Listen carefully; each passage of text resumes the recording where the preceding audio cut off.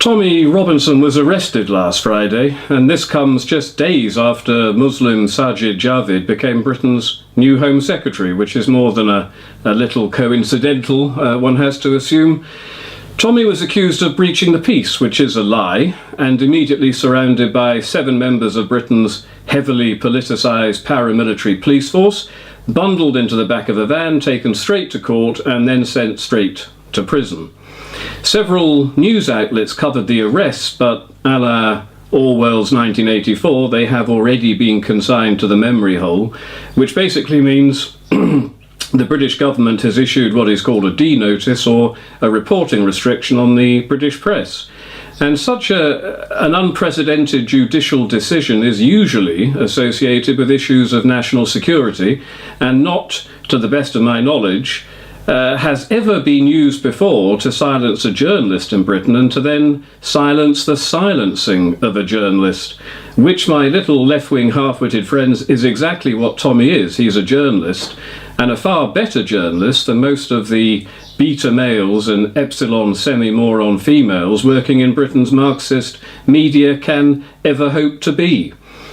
The details surrounding Tommy's jailing are not completely clear. We know he was serving a suspended sentence for contempt of court, which was issued because he had previously covered a criminal trial consisting of the usual suspects in the world of culturally inspired rape and torture, which our ruling elites would rather we did not know about. Reporting restrictions on criminal trials are usually issued because the judiciary don't want to lose a prosecution via interference with a jury. But the reporting restrictions on the hundreds of gang rape trials are not issued for this perfectly valid reason. They exist only in order that the general public remain completely in the dark as to the extent of the gang rapes, and more importantly, the extent to which the government, police, social workers and journalists are absolutely complicit in the gang rape themselves. So when Tommy draws attention to this grotesque failure of every single arm of the state, whose job it is to protect innocent, vulnerable English girls from the deprivations of imported gang rapists, the state suffers acute embarrassment, and rather than confronting the core problem of the cultural ideology behind the rape of infidel girls, it chooses instead to silence those who embarrass them. The police arrested Tommy on a pretext. He wasn't breaching the peace at all. This was a lie, and a lie of such importance it couldn't possibly have come from rank-and-file coppers or even chief constables with degrees in transformational social justice and common purpose. This lie came directly from Theresa May's government. This lie came from the very top down, and it was planned to the last detail. A courtroom and a judge were waiting to immediately sentence him. A prison cell was booked in his name. The D notice had already been activated. This combined is the action of a totalitarian state in all its brutal horror. This is the action of Nazi Germany, of Soviet Russia, of Maoist China. This is the action of a state no different to the states that murdered over 100 million people in the last century, and the action of a state with no regard for democracy, equality before the law, or freedom of speech. This is the action of a fully fledged totalitarian state, and it has happened in England. An England I no longer recognise, and an England those who sacrifice their lives in their millions to ensure democracy and decency sacrifice their lives in vain. And as Britain descends further into a catastrophic horror of unassimilable cultural diversity, courtesy of high birth rates, terror, and a fanatical belief that our way of life cannot coexist with their way of life, so the ratchet will ever tighten. And not against those who threaten our way of life and the very lives of our children and grandchildren, but against those who seek to defend our way of life. Britain's ruling elites have been given a clear choice between attacking the aggressive invader or attacking the innocent native defender. They've made their treacherous choice because it's easier to attack those who do not bomb pop concerts, public transport systems and aeroplanes. They have chosen instead to attack those who peacefully question the reasons behind the violent attacks upon our culture, our heritage, and our traditions. They've made their choice, and they have become totalitarian in their betrayal of their own culture, their own people, their own country. And this traitor class is everywhere. They control the government, the civil service, the media, the judiciary, the Crown Prosecution Service, the police, the human rights industry, the schools, the universities, the social services. Like termites, they have slithered and bored their way into every root and every branch of Western civilization, into every foundation that supported the multitude of factors that made Britain into what it so magnificently recently was, but is now shamefully no longer. So what happens next? This Orwellian disappearance of Tommy should be emblazoned across the front pages of every British newspaper. If a D-notice is issued curtailing this, then the media should be ablaze with discussions as to why this D-notice has been issued. But neither of these things will happen, nor will the thousands of civil liberties lawyers and human rights lawyers who queue up to defend those who would destroy us have a thing to say about this totalitarian obscenity. And their abhorrent silence, based purely on malevolent, sinister, left-wing political grounds, is accompanied by the near silence of a democratic country and democratic culture being airbrushed out of existence with nary a whisper of protest. And what now of Tommy? We know swarthy, heavily bearded gentlemen of a particular cultural background, more suited to a 7th century Arabia than 21st century liberal Britain, and who make up large numbers within our prisons, will wish to harm him, perhaps even kill him. We know the traitor class government has no qualms about putting Tommy in with them rather than keeping them well away from him, so we can only reasonably conclude that nice, cuddly Theresa May has found a way of not actually personally killing this man who embarrasses our traitor class to such an excruciating degree, but has found a highly convenient way of getting him killed. And if he is killed, as I think is planned, then the British government and the apparatchiks in its pay, from Stasi-esque police chiefs, judges and BBC journalists who have airbrushed Tommy along with British democracy out of existence, will be complicit in his murder. Every single treacherous one of them. I watched a live stream from London earlier with thousands of people protesting the jailing of Tommy. The area around the government buildings was shut down as people sat on the streets and shouted "free speech now." Yet this is also being completely ignored by the mainstream media. I swear to God, all we have left now is open revolution, because if we're not allowed to speak truth to power, if our freedoms are trampled on and ignored by the ruling class, then they make peaceful change impossible and violent revolution inevitable. And given this unprecedented assault on morality, decency, equality before the law, freedom of speech, democracy, isn't it time we all started thinking in revolutionary terms? If we cannot galvanise ourselves over this Orwellian vaporisation of Tommy Robinson, then nothing will ever galvanise us. Tommy's only crime is to speak out against something truly monstrous, something truly evil and satanically wicked, all of which our ruling elites are complicit in. We're in a battle of good against evil, a battle of freedom against tyranny, a battle for Western civilization itself. Arguments will be made that Tommy represents the far right, and on that alone he deserves to be locked up and murdered.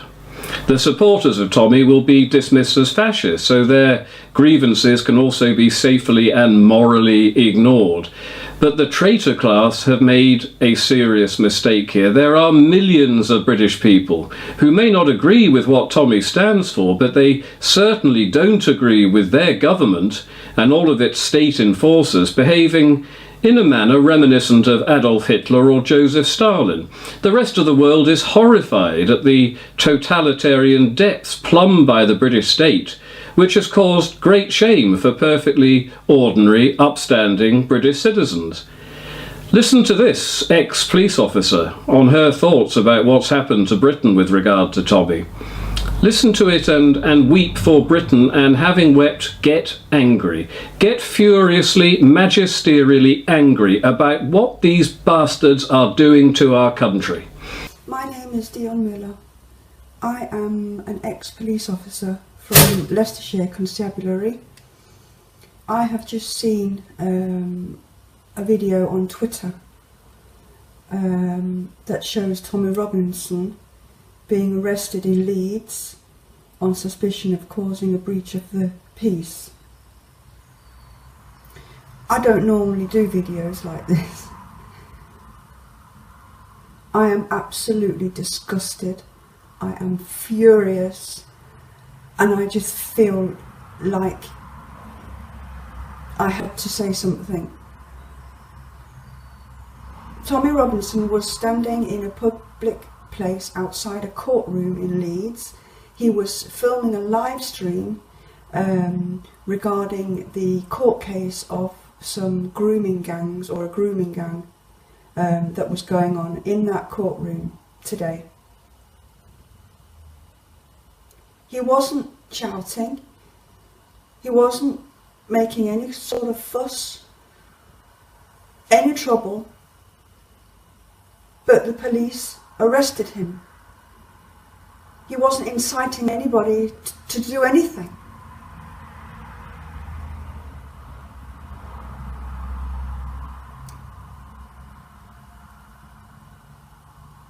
I used to think that I missed being a police officer, but I'm absolutely over the moon that I am not in the UK anymore, and I'm not a police officer there, because I think it's shameful, shameful. I have made a formal complaint to the West Yorkshire Police.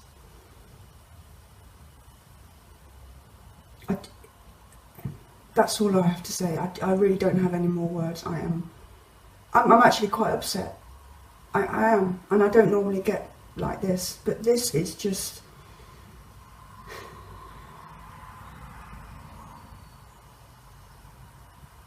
I don't know what else to say.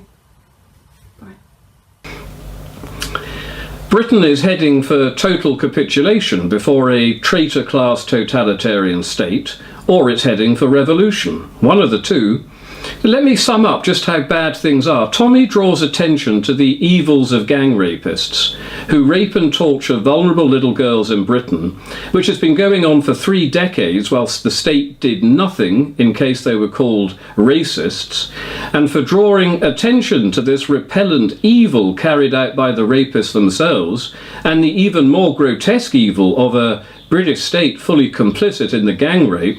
Tommy is now a political prisoner after a political trial, and the state bans any coverage of his imprisonment. We're rendered powerless in the face of totalitarian political injustice. The British government holds all power. The police and the judiciary enforce the government's political repression. The media refuse to cover the repression. The human rights lawyers and civil liberties organisations refuse to defend the dissidents, to even speak about the political persecution of the dissidents. This means one thing and one thing only. Britain is now a totalitarian state. No ifs, no buts. Britain is now a totalitarian state. The government has made this perfectly clear. It's now time for you to take a side. Will you side with tyranny, repression, censorship, political persecution, a Gestapo-esque police force, a show trial judiciary and a muzzled media? Or will you side with decency, democracy, morality and freedom, the side of England as it so recently was, and the side of England only you can rebuild? The choice is yours, and that applies not only to those who support Tommy, but to everyone who values freedom above totalitarianism. We must protest, we must march. Within 24 hours of Tommy's arrest, thousands gathered to protest outside Whitehall. Anne-Marie Waters' For Britain party held a protest at Speaker's Corner yesterday, but these protests cannot just be about Tommy. They must be about the totalitarian nature of Britain in 2018, and they must be attended by not just thousands, but hundreds of thousands, preferably millions.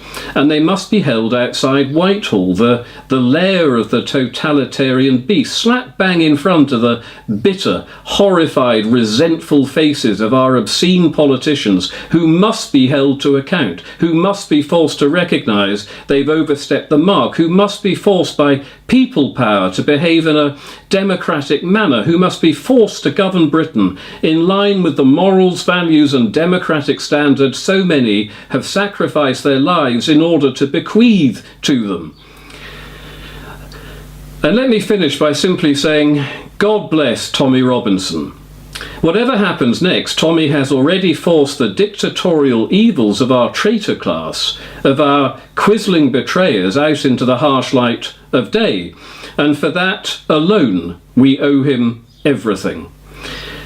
Tommy will need a barrister, and they don't come cheap. His family need to be supported in the event the barrister fails to enable his release, so please donate all you can to support Tommy and his family. The donate link is also in the pinned comment underneath this video. Finally, there are turning points in the fate of nations. Britain is at such a turning point in 2018. What we now do will determine not just our fate, but the fate of our children and grandchildren. A British totalitarian state today will be followed by an Islamic state in the future. If we can defeat our current totalitarian state, we still have a chance to avoid an Islamic future. But if we cannot, all is lost and Britain is finished. Don't allow this to happen. March, protest and fight against this evil regime until we win, as we must win.